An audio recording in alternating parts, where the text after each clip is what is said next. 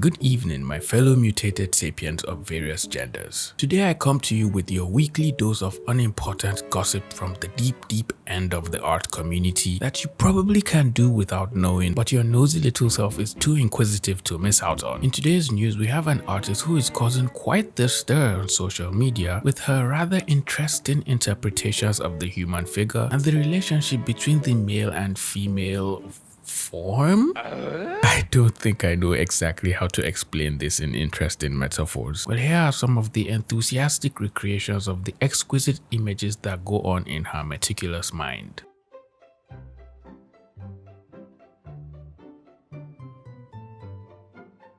And since we are well aware with how the internet replies to people who decide to explore various means of satisfying the curious urge of their inner creative philosopher, her art was immediately met with these type of comments.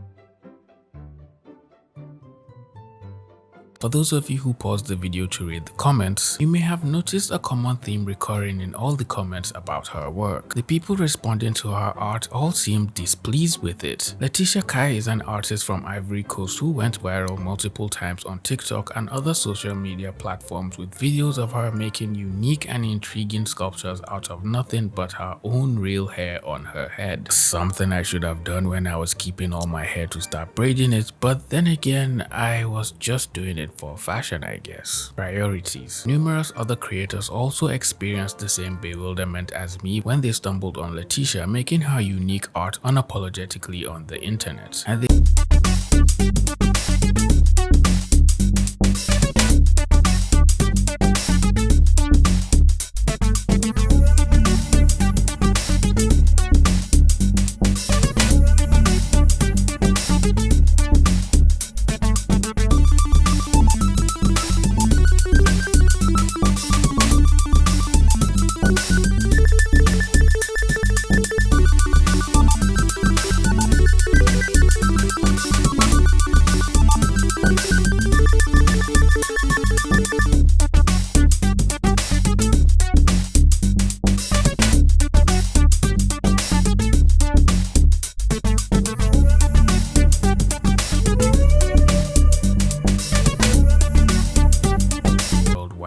the web and immediately found herself trailed by the watchful eyes of almost 7 million followers across all her social media accounts. And as every normal person who sporadically reaches new heights in the sweet spotlight of fame, the controversies and drama started brewing up like a hot cup of your favorite brand of coffee on a cold winter morning.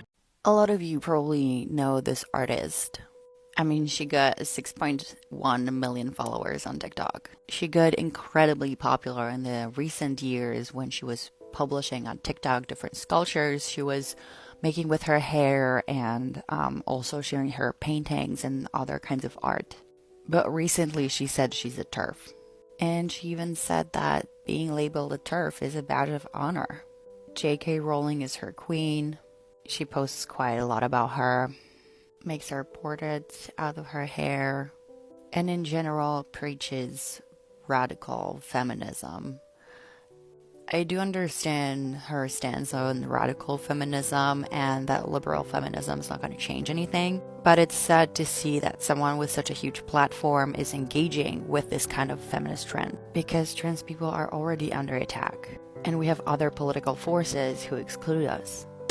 Someone please explain what TERF is. I'm very late to this, but it's exclusive. She doesn't like trans people. Letitia found herself once again under the judgmental eyes of the internet analysts and art critics when she started posting what appeared to be abstract paintings of the female figure, actively doing things that apparently held a higher meaning to them. That is, when you look closely and open your third eye so those last two brain cells can finally get some work for the first time in months. Take this one for example.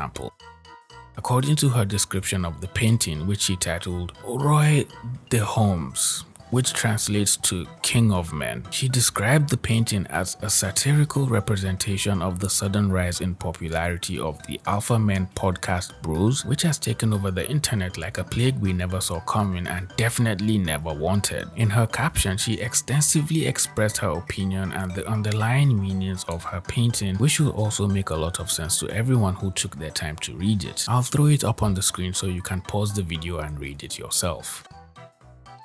Now for the average person with a TikTok brain who can't watch a video without some GTA gameplay footage playing underneath it, Letitia's paintings may seem to come off as meaningless, leading to comments like these from people who don't want to take the time to look at her work and try to understand it. While she still gets a lot of hate from people who disapprove the message she's trying to pass across with her thought-provoking artwork, she still has people who love her and cherish her work and hold her up in high regard. Good luck, Letitia. The art community is rooting for you. Anime and manga, which is widely appreciated around every corner of the third planet from the sun, has attracted a large fan base of people who will literally do anything for their favorite artist or mangaka, even if it means painting over their drawings without their permission, just to show them how much they love them and adore their work. Twitter user @Tsukio innocently shared a colored version of a drawing made by one of their favorite manga artists on their Twitter account and tagged the artist in the post with the hopes of the artist seeing the image and showering them with so much praise and love for the countless hours they must have spent coloring the drawing. But unsurprisingly enough, the manga artist felt a different way about poor Atsukio's work and responded to them in a manner so cold only someone who draws manga and violently watches anime fight scenes down to the last minute detail will truly appreciate. This is a line drawing I did, so please delete it.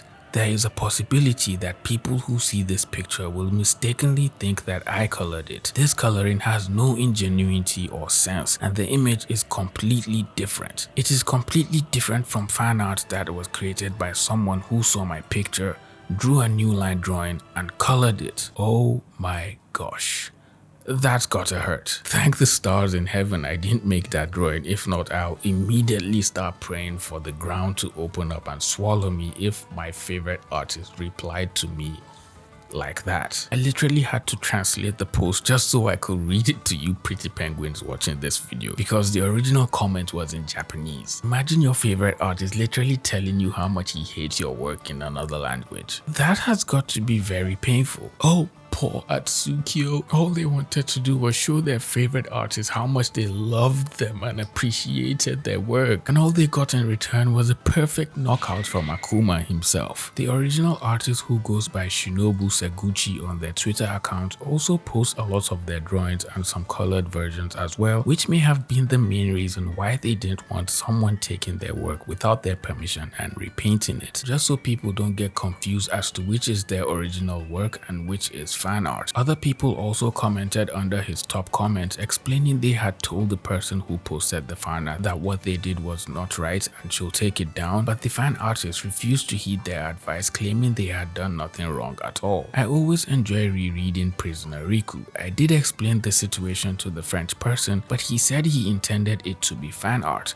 that he had done nothing wrong, and that other people are doing the same thing, so he has no intention of deleting it. To which the original artist responded saying they were having trouble translating their message across to English and were glad that people were supporting them. They went back and forth for a while and finally decided it would be best to ignore the post since the fan artist had no intention of taking it down. While they both were speaking Japanese and trying to solve the problem, someone thought the person in the comment was being far too much of a fan of the original artist and was already 5 miles down riding their metaphorical eggplant and was doing tricks on it, so they sent them this image. Not something I would have expected to see in an art post, but here we are now. This situation caused quite the stir within the French and Japanese art communities, to the point where some French artists were sharing badly colored versions of their work and tagging the original manga artist to show him that it wasn't that big of a deal and was pretty normal for people to try to color your work when they like it. To which he responded saying the only time he's okay with colored panels is if he commissions and pays for it or is satisfied with the result, and with this one it just doesn't apply. This situation was slowly turning into the Frenchman versus Japanese debacle, which the art community was not prepared for at all. All people could do was stay glued to their mobile device screens with a bucket of popcorn watching two artists battle it out with out of context badly translated words all across the timeline. Someone then pointed out why the original artist was displeased with the drawing, since in Japan the concept of fair use apparently doesn't exist and they take things like copyright very serious, which explained why the original artist was quite furious when someone took their work without their permission. I feel like like this situation happens 8 out of 10 times on the internet and is a pretty common occurrence in the art community. So I'd love to hear your opinions on it. Do you think the original artist was right to get mad, or do you think there was nothing wrong with what the fan artist did? Do share your enlightened discoveries in the comment section and join the discussion with other distinguished scholars such as yourself over a cup of tea and some biscuits. Speaking about manga and anime, people on the soon-to-be banned Chinese app were freaking out over this scene from one of their favorite shows, taking it as a cry for help from the animators. Let me ask you something. Do you have any idea how many frames there are in 1 single second of animation? Don't call me cursed spirit. I am Dagon. There's a modern tendency to raise resolutions and frame rates making animation these days. Hanami, Joko, and Mahito too. Upscaling to 4K and interpolation into a frame rate of 60 frames per second. Where will it end? All of us have. It won't cause anyone trouble when making animation for personal use, so that's fine. However, the modern TVs you can buy now have their damn frame interpolation set at the factory to on by default. It's not like unwanted favor has become a dead phrase already. Rest assured that nothing's more lamentable than that. I won't even get into creating that soap opera effect. We all have our own names. Don't you agree that's so uncultured? Mappa to animators, no food until you finish this sequence and start the next one ahead of schedule. Free them, bro. They're going through it. It's a distress signal. Now, while this has been happening for a while, I'm still sure a good number of people who watch anime and consume a whole lot of animated media have no clue what the artists working on these shows go through just to do something they love. Aside from these animators getting paid close to nothing, they're also slaving away with the hopes of the studio not cutting them off and cancelling the project out of thin air, which seems to have been happening recently. There have been numerous layoffs, and apparently it seems the animation industry is in the process of downsizing to reduce the costs of making animated shows. Just imagine sitting there in your comfortable squeaky chair casually drawing, and the next second you get an email telling you not to come to work ever again or you're going to get kicked out from the waste. That's probably the scariest thing to imagine as an artist working in animation. And sadly, that is the reality of artists working in animation. A lot of artists have shared their opinion about this and are subjectively blaming TikTok and other addictive social media platforms for distracting kids, making them scroll for hours on end on their phones, which in turn has caused a shift in the entertainment industry, leading to the animation industry trying to downsize since apparently studios aren't as profitable as they used to, which leads to animators getting paid less and less by the hour, and studios laying more and more people off without any prior warning or explanation. Sad times we live in, I tell you. Sad times. So check in on your animator friends today and give them a pat on the back for all their hard work. Or better still, show them some love by lubricating their PayPal account with some much needed oil before you leave any more oil up comments on their hot boy drawings. Black Twitter gamers are apparently clashing head with other Twitter users after one of the lead characters in the new Assassin's Creed game was shown to be a black samurai in the new trailer. Young enthusiasts for historically accurate Japanese culture immediately took to Twitter to write long paragraphs proclaiming why a black person was not fit to be a samurai and how it was literally appropriating Japanese culture. They put a black guy in the new Assassin's Creed game,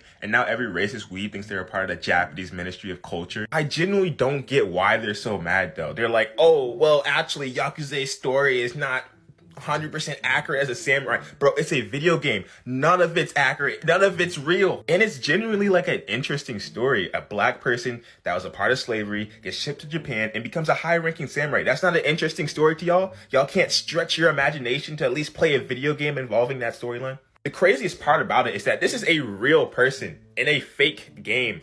Bro, it's not like they just put a black person there. This is based off of a real historical figure.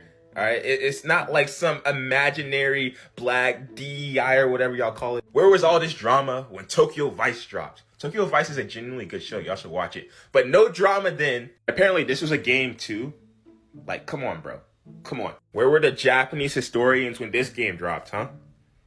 Come on, keep the same energy. We gotta stop the infighting between weebs, all right? This is such a non-issue, okay? The non-Japanese game, not made in Japan, not made by Japanese people, may not have all Japanese people in the cast. Mind blown. Yes, people hate having one race being constantly thrown everywhere for no reason at all. Want blacks? Go explore black history. Blacks are being thrown everywhere because diversity and people are tired. Also, race swaps in entertainment industry are a damn cancer. It sure was racist of Ubisoft to set an Assassin's Creed game in Japan, and instead of making an actual Japanese man the samurai character, they rewrite history to make it an African. As a person who predominantly shares the same skin tone as the character this whole drama is based around, I find it rather intriguing how the people defending the tweet were choosing to make note of just how racist Ubisoft is for making a black person a samurai in a video game that takes place in Japan, totally ignoring the fact that the post itself is the worst thing I have seen this year. Because why would they even choose to put a monkey in samurai armor when describing a black person? I just don't get it. And even when they were confronted for not condemning the actual post for making an image like that, they replied with this. I just don't get it. The sheer amount of people forcing themselves to get mad because everyone else is getting angry without even doing their own research is kinda alarming. A simple Google search would have cleared up this whole mess and we could have all gone back to our regular lives watching Hugo Hilaire, Younes, Rupi, and Dayonu. Why do I feel like I just called out the Avengers of TikTok content? The other side of the argument is people shaming Ubisoft for not making one of the playable characters a Japanese person, which in fact, if you look closely enough, you can see that the character dressed up in ninja garbs happens to be a Japanese person. These are your two playable characters for Assassin's Creed Shadows. And let me go over the good and then I'll get into some of the bad. Number one, you are going to be able to play as a shinobi or a samurai. And the samurai is a real person in history, the only black samurai ever, Yasuke. And let me just say the positive really quick. I prefer two playable characters, one being a dude, one being a woman, outside of this bullshit that the animus can't decide whether you're a male or a female. Like, I'm sorry, that was the dumbest thing in Ragnarok. You mean to tell me you have a machine that can tell me the genetic memory of my ancestors down to the most minute details, but you can't tell me if my ancestor was a woman or not? Like, I'm sorry, that's just dumb. Now they're going back to you can play as two characters similar to Syndicate, Unity, and Spider-Man 2. I prefer that to being able to choose whether you're a man or a woman in the game, but I'm just gonna say I would rather there just be one main character and focus on building up that character. Bayek from Origins is one of the best written modern assassins in gaming. I feel like we're gonna get a split treatment narrative-wise. And speaking of narrative, I'm gonna get into the bad. I said it in the video before when they was talking about how Yasuke was the leaked main character of this game. I don't like it. Not for the reasons that you think, but why would you choose one of the most well-documented samurais in Japanese history to be the guy that based your game around? I'm sorry, these stories that you're going to be able to tell with Yasuke are not going to work. Because I'm sorry, there is no documented evidence of Yasuke ever being an assassin, and they have just about everything documented about him. And it looks like the shinobi you're going to be playing with is going to be a Japanese woman. Listen. Maybe it's a controversial opinion, but the last video I made, surprisingly, most people agree with me here. Why can't I play as a Japanese dude? Like, I'm sorry, this is actually their culture that's just being hijacked. Like I said in the video before, choosing the one outlier that wasn't Japanese to be the main samurai, I'm sorry, it's just lazy. And the reason they chose Yasuke and not another black samurai is because there's no record of that ever happening. So they care enough about history and storytelling to choose Yasuke. But are you going to respect Yasuke's life story and adapt that well? Probably not. Like, I'm sorry, like 99% of all samurais and shinobis were dudes. Like, they were Japanese guys. So to choose, like, the two examples that aren't a part of that, I'm sorry, I feel like you're just misrepresenting Japanese culture. Like, I could be wrong, and they could write this shinobi perfectly, and I'm gonna be honest with you, I have more hope for the shinobi character than Yasuke. Because the amount of stuff you're gonna be able to do with Yasuke's character in this game is so limited because we have so much documented about him. Like, for example, Ghost of Tsushima is based off a real event. Jin Sakai is not a real person. Yasuke is a real person based in a fake event in history. Those are two completely different things. But there you go, that's just my little rant on it. I'll buy it, it looks good enough, but I am a little skeptical. Every time there happens to be drama surrounding race dispute, it always ends with both parties clashing heads, and the rest of us watching from the sidelines are left reading comments like these. Someone even made a version of the Assassin's Creed trailer with George Floyd as Yasuke, 2K, and the comments are just mind-boggling to say the least. This video that was widely hated on TikTok has been making its course around the platform, with people stitching it and calling out the creator for his opinion about the game. While we don't have to agree with everyone's opinion, it's 2024 and everyone is entitled to one. And if you don't like what they say, best you can do is to ignore it or choose not to engage with it. But sound the alarm bells, because that is not what the kids on TikTok are doing. I think it's okay for everyone to express themselves. That's literally what makes the internet so interesting. Seeing everyone's point of view and how they react when people talk about them is pretty eye-opening for the most part. Anyways, that's all the news I have for today's segment. If you enjoyed the video, please leave it a like, share the video with a friend to keep them updated with things happening in the art community, and subscribe to the channel if you're new here. With all that being said, I'll see all you pretty penguins in the next video. Bye!